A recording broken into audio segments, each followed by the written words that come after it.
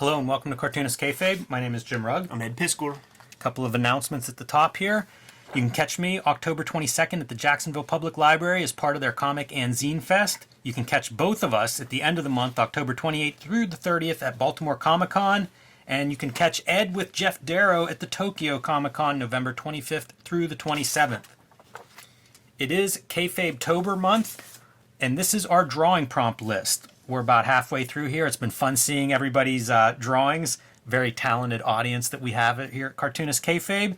So if you want to participate in these drawing prompts, be sure and tag us so that we can share your artwork with our fans and followers. And you can find this list on our social media, on our Instagram and Twitter. Cartoonist Kayfabe is brought to you by the comics that we make. Ed Piscor's Red Room Trigger Warnings and Red Room The Antisocial Network are both in print and available now wherever books and comics are sold. They're both self-contained and can be read in any order. So whichever volume you encounter first is the perfect place to start reading Red Room. Hulk Grand Design Monster Madness is my retelling of the 60-year history of the Incredible Hulk. This is available in comic shops everywhere. And Hulk Grand Design, the collection, the Treasury Oversized Edition, will be out in early 2023. You can pre-order that one now. And you can find Street Angel, Deadliest Girl Alive, back in print from Image Comics. 8 complete full-color stories, perfect for this upcoming holiday season for any Action Comics fan in your life. Today, we are going to look at Xenon, the heavy metal warrior from Eclipse and Viz. This was the 4th manga title that these companies joined together to publish after My the Psychic Girl, Area 88, and Kamui. And we have a video on those titles. So those first 3 titles were released to good response. And this is the follow-up that came out, I think, later in the same year. I believe it's 1987. And I think this is one of the cooler looking ones in that run of books. I love the way the covers look. I like the way they color this stuff. I brought a few of these from my collection to kind of show off. This is a cyborg character and a high school student.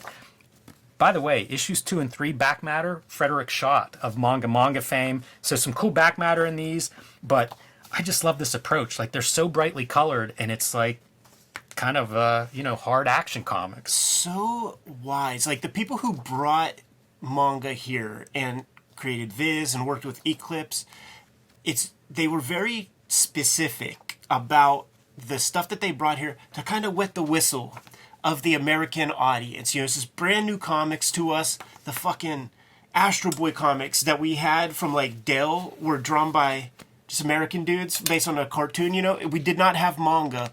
So My the Psychic Girl, not too far from like an X-Men kind of thing. We like martial arts here. Bruce Lee was big. You get Kamui. Area 88, like we already had Robotech and that stuff was coming out. So you get that. This thing Terminator-ish, but like high school student Terminator. Yeah, that's comic, a good description. You know? And you still got to give us the same format because we're used to a certain kind of comic. So you dole it out in these, 24 or 32 page pieces. But then because it's such a slight amount of story, like you put it out a little bit more frequently so that we can. I feel like they did things the right way.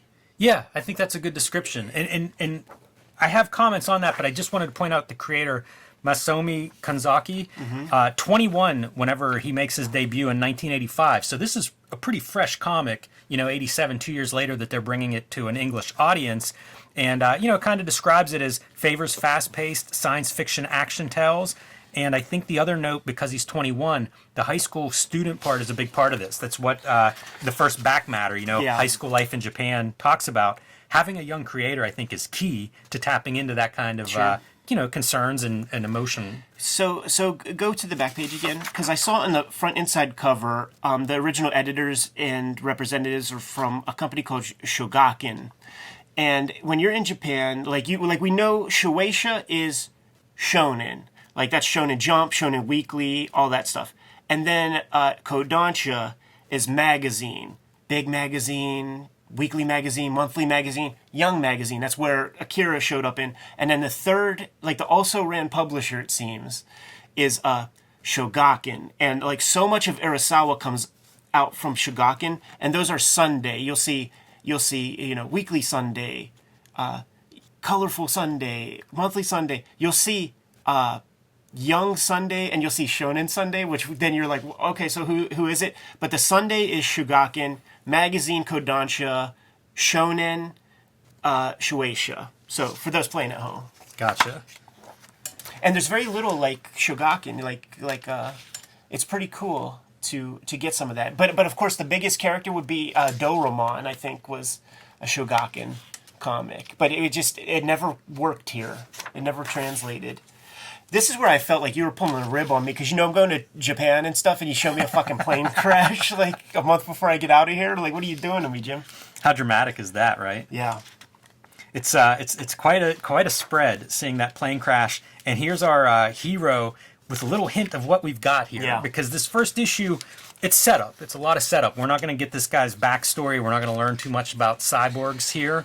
But we do get a little bit of a reveal in that title shot of what this heavy metal warrior looks like in all his glory. And certainly on the front cover and stuff. But like, dismiss all of that and you just start reading, and it's set up beautifully. Yeah, so we're in the aftermath of that plane crash. We're still trying to figure that out, and you get some info from like a news broadcast. Yeah, as a homeless guy is watching said broadcast. Yeah, did I skip a page? I don't No, think you're so. Yeah, there's where you see the group that's gathered around, and there's a big production about that homeless guy and how bad he smells. Right, yeah, sure. So there was something important on that plane beyond the black box. And this was on there. Now this is a classic manga shit where like the line art to this is different than everything else. So there's some nameless assistant who drew the most badass drawing in the whole thing, and it ain't our main guy, I don't think. That line art doesn't It's suggest... an awesome image. It's so good, but the line art is so different than the line art everywhere else, which lets me think that like some very inspired assistant did this. And when you see this, and when we go back to our homeless guy, you're like, oh, fuck, that's sick. That's our dude. It's laying the seeds for what's to come. Because it's on the very next page. Like, there he is. I think in black and white line, the artist always does a good job of selling you on a dark blue eye and a lighter, more translucent, like reddish eye. Like, he never forgets that part. And this goes to show you how you could do color value in black and white line. That's instructive to somebody. I love the way we're basically repeating this image as we go into like kind of the flashback of that plane crash. Yeah. And they're recognizing him, man. Like, they're like, oh, that's the little Tony from school.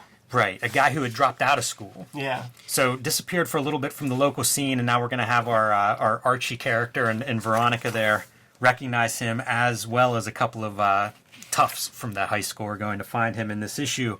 But he doesn't really know it. He's not sure who he is, so part of the mystery that's going to unfold.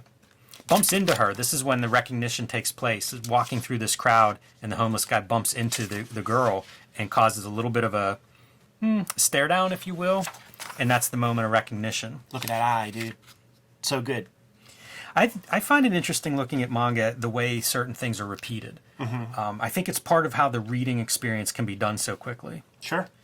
I also look at the size of the screen tone that's used on this character. Yeah, totally. Pretty bold. Also, this is a very 80s manga aesthetic. And when you look at enough of this stuff, it's kind of cool how you can pick that apart and tell, like, okay, this is like 80s style. This level of eyes, this sort of style of inking, incorporating these kind of elements, or it's distinctly 80s. You know, Hara Tetsuo, like, fits in there. But it's very much of that post-Maycross, dirty pair kind of aesthetic. Yeah, now that you say that, it makes me wonder, like, how they're picking, I mean, it's the people that are bringing this in are such gatekeepers in terms of what we're seeing and what we think, the style tropes are. Wonder how deliberate it is. Yeah. Yeah, because, like, it's interesting to think about because there's got to be so much at play. There's got to be money at play because, to me, the no-brainer would be you bring Lone Wolf and Cub before Kamui. But first got that. When did they publish that? I think around the same time. Yeah, I think so too. So like you got to do the also people ran. are vying for. Yeah. There's money being spent, and like, but then that comes out and proves a hit. So like, what's the next best thing you could do? Like that Kamui stuff from the late period looked kind of Kojima-ish. which is interesting to think about because if you look at the old Kamui comics with the simple line, like the stuff from Garo, Goseki Kojima did work on that as an assistant, but it's not his. It doesn't look like his hand. It looks cartoonish. That is interesting. I had no idea about that. Yeah.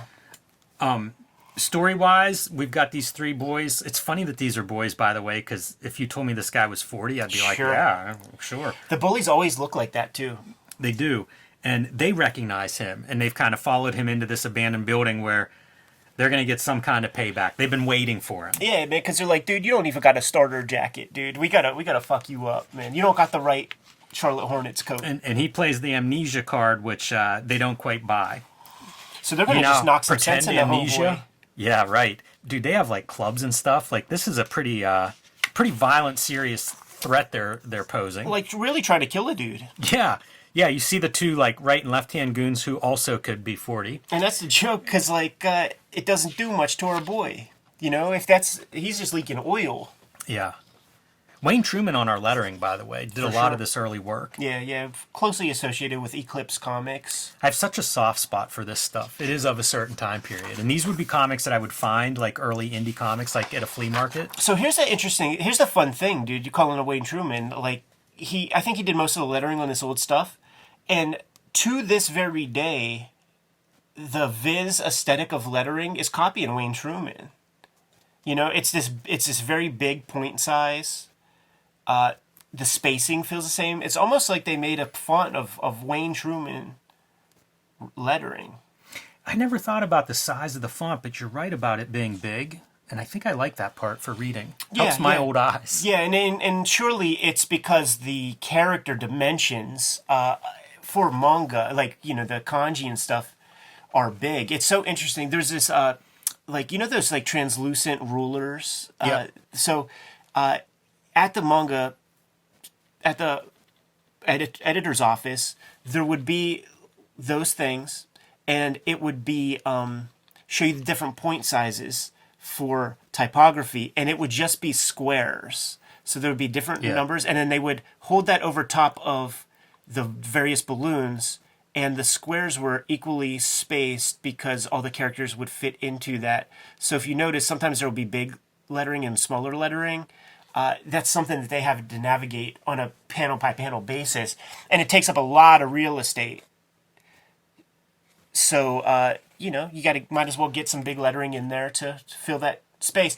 But ever since Dave Sim came out and really allowed so much room with his dialogue bubbles, like, that's the move. I think so too. I think it makes for an attractive page.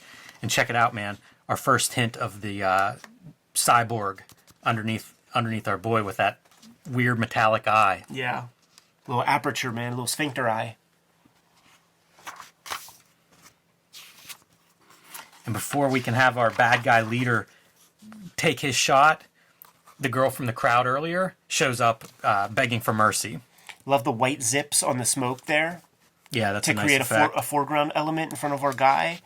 Very interesting. Like, when you see stuff like this, once again, it's another hand. You know, this isn't our main cartoonist guy. This is some other dude putting hands on the page. And that's manga. That's the biz.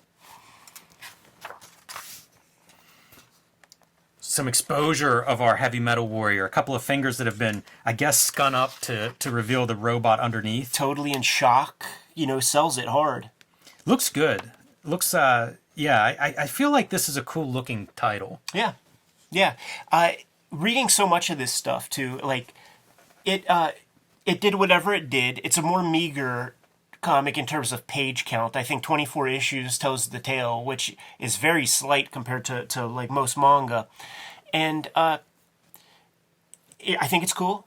It's not a hit. Like, when you read Dragon Ball, like, you see the pieces that make it feel like a hit. When you read Akira, it's like, okay, this is a hit.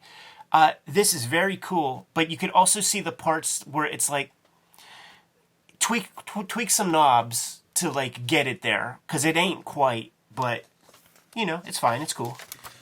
Look at this effect of putting your screen tone down with a little bit of an aura around characters. Yeah. That's a convention that I've seen quite a bit. Mm-hmm. And it's kind of peculiar. I think it's a little filmic. Like, you would see an old cathode, like, video, you would see a kind of, like, on rim lighting, like, you would see, like, a sheen, like that would emit almost like a halo. And we're setting up the, basically a fight. This is working an angle here. We've called in number 204, which is a little bit confusing because the plane that crashed is number 204. Right. But 204 is some sort of agent, and he is here to presumably collect Xenon.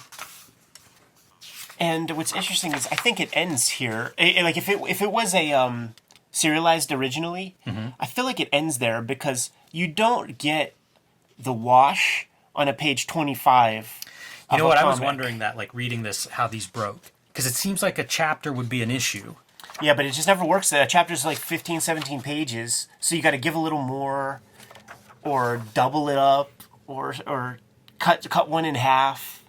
I also think this idea of this main character not knowing who he is a very young adult kind of concept. Sure. A kid in high school trying to figure out who they are, right? You're breaking free of whatever your parents' influence is. You've got your friends. You're trying to identify yourself through whatever, fashion and music, things like that, what you like. And I feel like that's in here. And maybe it doesn't hit, but I can see like an idea of how that would work for an audience that is mostly probably teenagers. Yeah, I mean this is considered a seinen manga, which is that age group of adolescents for sure. I wonder if there's a good history on these early English mangas, because it does feel. I wonder about what they're picking and why and what their strategies are and what actually hits. I'm sure there were some surprises along the way and a very strange thing to anticipate. Like, of course, you want everything to be successful, but you're selling this to a whole different audience, so it's hard to anticipate what's actually going to connect. And some of it, like I bet Ramna was a surprise hit because I mean they kept that one up for a long time, and a lot of people speak on that. Yeah, and talk about like what's the American counter book to Ranma. Right. Like I don't know that It's there hard to is one. explain, Like yeah. you mentioned Terminator, like you can see some stuff for a Xenon. Even like My the Psychic Girl feels like there's an X-Men connection there to be had, or a superhero connection, but Ranma's a tougher one to figure out. And then the ones that you think are no-brainers, Fist of the North Star. Yeah. It's only now that I think we'll actually get to see the completion of Fist of the North Star after 35 years of trying, of 2, 3, 4 different formats. Like I was grabbing those Raijin comics whenever they were serializing it on a weekly and doing the color versions. Like it's only now that I think that we have a good shot to actually get to read Fist of the North Star in anything but a scanlation. But they tried. But you think about it, it should work. Right. That would have been a no-brainer for me. Yeah. Maybe goes to show what I know, which again makes me wonder, like, and obviously Viz figured it out, you know, biggest publisher in the States for comics, but took him probably some trial and error to get there. Yeah, for sure. And I want to give shouts to the president of Viz who let me get that tour of Shueisha. I would like to do it again.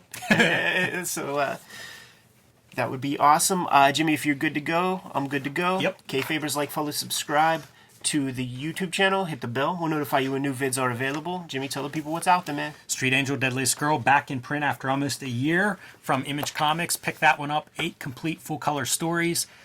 Hulk Grand Design, Monster Madness, a retelling of The Incredible Hulk. These are the comic book versions of that story. There'll be a collected treasury-sized edition out in early 2023 with about 40 extra pages, all the covers, some behind-the-scene art. You want to have that one on your shelf. It'll look nice to the other Grand Designs. So pre-order that one today to let Marvel know how many to order. And join me on patreon.com/JimRugg where you can see a lot more of my comics and art. Red Room Trigger Warnings, the Antisocial Network, trade paperbacks in stores. Today, you could get your hands on these right now. They're each self-contained. Each contain 4 issues of comics, and each have more than 70 pages of extra material within those 2 covers. So if you see one of these, scoop it up, give it a shot. If you dig it, grab the other one. I'm also serializing new Red Room comics on my Patreon. As we speak, every Tuesday, new pages go up there. $3 for the archive on the Patreon. It comes out to, at this point, I think less than a penny a page of Red Room comics. Hit up my link tree in the description below this video. You'll be able to get to all of those destinations. Jimmy, what else do we have out there? Subscribe to the Cartoonist Kayfabe newsletter at the links below this video. You can also find Cartoonist Kayfabe t-shirts, merchandise, hats, mugs, all kinds of good stuff at our spread shop in the links below this video. Another great way to support the Cartoonist Kayfabe channel. Jimmy, given those marching orders, we'll be on our way. Read more manga.